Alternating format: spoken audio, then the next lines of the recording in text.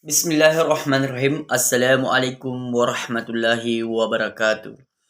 Kami memohon maaf kepada seluruh saudara seimanku dimanapun berada, dan apabila ada non-muslim yang mendengarkan daripada video ini, bila ada kata-kata kami yang tak berkenan di hati, tolong dimaafkan dan kita saling memaafkan sesama manusia. Ya, lanjutan daripada video ataupun cerita kisah hidup yang pernah kami lalui, sehingga saya menggelar diri saya adalah orang yang paling terkaya di dunia meskipun tidak berkelimpangan harta. Ini adalah kisah nyata. Saya siap dicari dan ditanya bila ini ada seseorang yang berkata bahwasannya saya hanya sekedar membuat konten atau ingin viral. Ini bukan. Tapi ini sengaja saya buat dan sengaja saya tidak edit atau lain sebagainya. Karena saya berkeinginan semoga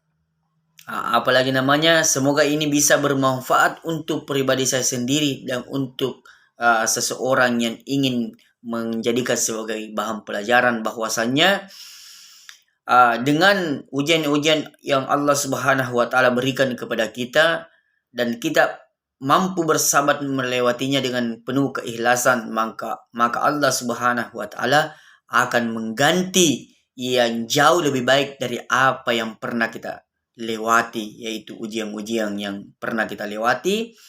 Maka Allah Subhanahu wa taala akan mengganti lebih manis daripada gula. Mungkin orang berkata, bagaimana sih rasanya yang namanya merasakan kebahagiaan lebih manis daripada gula, seperti yang saya rasakan saat sekarang ini.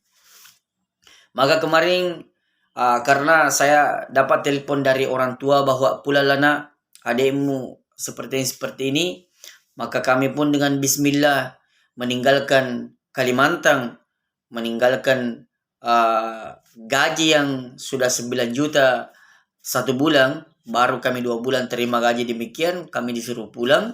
Padahal saya bercita-cita untuk menyekolahkan adik saya di kedokteran, tapi Allah berkehendak lain, maka kami pulang ke Sulawesi dengan izin Allah Subhanahu wa taala. Maka pulalah kami ke Sulawesi, kemudian dengan singkat cerita sampailah kami di kampung. Maka pada saat itu kami tanya daripada saya punya adik, apakah kamu betul-betul mau sekolah atau memang sudah tidak mampu lah kamu lagi sekolah? Bilang, iya kak, saya masih mau sekolah. Jadi saya tetap masih mengurus dia bagaimana dia supaya dia bisa sekolah dengan perjanjian. Jangan kamu bebas bergaul dengan seperti orang-orang pada umumnya, tapi hargai kakakmu ini, jangan berkeliaran dan lain sebagainya. Bilang iya kak. Jadi maka saya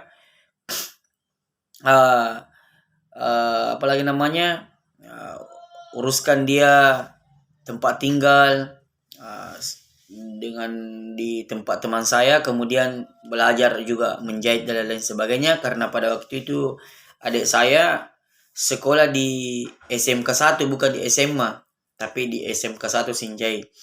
Maka setelah itu sekolah kau baik-baik dek, karena kapan kau tidak mau sekolah baik-baik, nanti saya akan melakukan hal-hal yang mungkin di luar daripada pikiranmu, karena mungkin pada umumnya orang menunggu laki-laki datang melamar. Kalau saya yang suruh laki-laki datang melamar. Kalau tidak bisa mau diatur. Maka tidak kak, tidak. Jadi pada waktu itu saya sampaikan bahwa saya ingin belajar agama lagi di 4 bulan.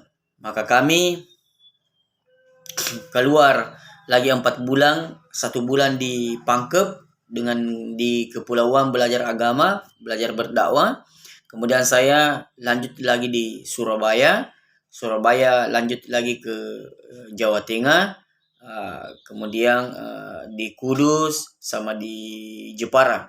Setelah itu singkat dengan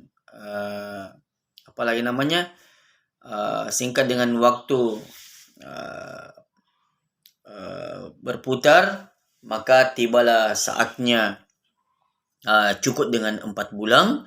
Maka pada waktu itu sebelum kami pulang semua, kami ganti-ganti nomor semua, dan ada salah seorang teman saya yang tanya saya, Zakaria, kalau kamu mau beristri, ada tetangga saya yang sedang cari pendamping hidup. Bilang insya Allah kalau Allah menghendaki.